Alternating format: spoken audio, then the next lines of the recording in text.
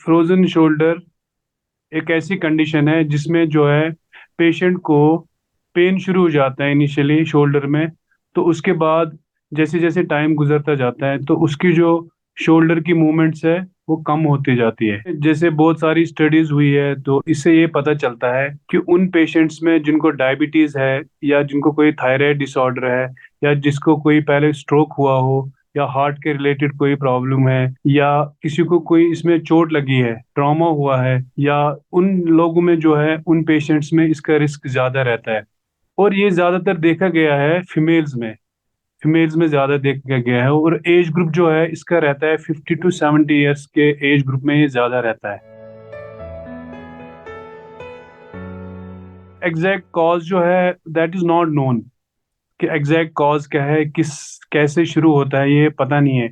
देखिए, ये जो शोल्डर है, जो फ्रोजन शोल्डर है, इसमें कैप्सूल होता है। कैप्सूल एक स्ट्रक्चर होता है जो बोन और जॉइंट को आपस में जोड़े रखता है। किसी वजह से, किसी कारण से इसमें जो है सूजिश शुरू हो जाती है, तो सूजिश की वजह से जो ये कैप्सूल है वो कंट्रैक्ट कर जाता है, उसमें स्कारिंग हो जाती है। इसी से ये जो है फ्रोजन शोल्डर ये शुरू हो जाता है। एग्जैक्ट काज आज तक पता नहीं लगा है, लेकिन जो थ्योरी पॉस्टुलेट की गई है तो ये थ्योरी पॉस्टुलेट की गई है। एग्रीवेट ये है कि अगर आपको कोई चोट लगी है, उसके बाद आपने शोल्डर को बहुत देर मूव नहीं किया, मूवमेंट इसकी आपने एनकरेज नहीं की, या आपको कोई ऐसी कंडीशन है जिसमें आपको फोर्सफुली आपको जो है बाजू जो है स्लिंग में रखनी पड़ी, तो आपने बहुत देर अपनी इसको शोल्डर को मूवमेंट नहीं किया है, तो ये जो है प्रोलॉन्ग इमोबिलाइजेशन हम बोल सकते हैं। तो ये है इसकी वजह से ये एग्रीवेट हो जाती है ये कंडीशंस। सिम्टम जो है पेशेंट को मोस्ट ऑफ द टाइम्स ये होता है, पेन हो जाता है इसमें शोल्डर में। तो उसके बाद रात को सोने में दिक्कत होती है। पेशेंट बोलता है कि अगर मैं इस साइड, राइट साइड या लेफ्ट साइड सोता हूँ शोल्डर में तो मुझे पेन शुरू हो जाता है, या वो बाजू अपनी अच्छी तरीके से ऊपर लिफ्ट नहीं कर पाता है। तो दूसरा है कि उसकी जो मूवमेंट्स होती है शोल्डर की, वो आहिस्ता आहिस्ता घटना शुरू हो जाती है, कम होना शुरू हो जाती है। तो ये सिम्टम्स है। साइंस में हम बोल सकते हैं, जैसे एक डॉक्टर एग्जामिन करता है तो कुछ ROM होता है, रेंज ऑफ मोशन, कुछ डिग्रीज तक जो है पेशेंट बाजू को लिफ्ट कर पाता है। उसके बाद अगर एक डॉक्टर भी ट्राई करेगा, उसको हम बोलते हैं पैसिव ROM, तो डॉक्टर उसमें जो है इम्प्रूवमेंट नहीं कर पाता है मूवमेंट्स में। तो ये साइंस है। और दूसरा है कि जब हम इसको डॉक्टर जो है पकड़ के मूवमेंट चेक करना चाहते हो, पेशेंट को एक्सट्रीमली पेनफुल मूवमेंट्स होती है। तो ये सिम्टम्स और साइंस रहते हैं इसमें फ्रोजन शोल्डर में। फ्रोजन शोल्डर को ट्रीट करना जो है ये है कि पहले आपने फिजियोथेरेपी स्टार्ट करनी है। तो जो मेन स्टे ट्रीटमेंट का रहता है वो फिजियोथेरेपी रहता है। तो समटाइम्स जो है पेशेंट पेन की वजह से फिजियोथेरेपी या एक्सरसाइज नहीं कर पाता है, तो उस सिचुएशन में हम इंट्राआर्टिकुलर स्टेरॉइड इंजेक्शन दे सकते हैं, या प्लेटलेट रिच प्लाज्मा एक वो होता है, वो भी हम इंट्राआर्टिकुलर इंजेक्शन देते हैं। एनकरेज करते हैं पेशेंट्स को मूवमेंट करने के लिए। In addition to that we can give जो आपके non steroid anti inflammatory drugs है, जिनको हम कॉमन लैंग्वेज में पेन किलर्स बोलते हैं, वो दे सकते हैं।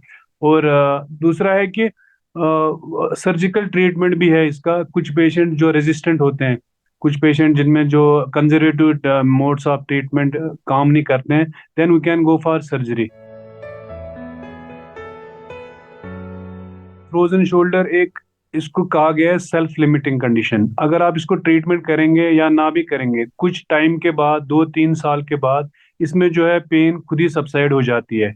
तो लेकिन अगर एक पेशेंट ऐसा है कि जिसने ट्रीटमेंट नहीं लिया हो फ्रोजन शोल्डर का, तो 2-3 साल के बाद जो इसकी पेन है वो खुद सबसाइड हो जाएगी, लेकिन इसकी शोल्डर जॉइंट की जो मूवमेंट है वो कम हो जाएगी। लेकिन ये है कि पेन सबसाइड हो जाती है 2 या 3 साल के बाद, लेकिन इसमें जो है इसकी ROM, रेंज ऑफ मूवमेंट, जो मोशन है वो कम हो जाती है शोल्डर की।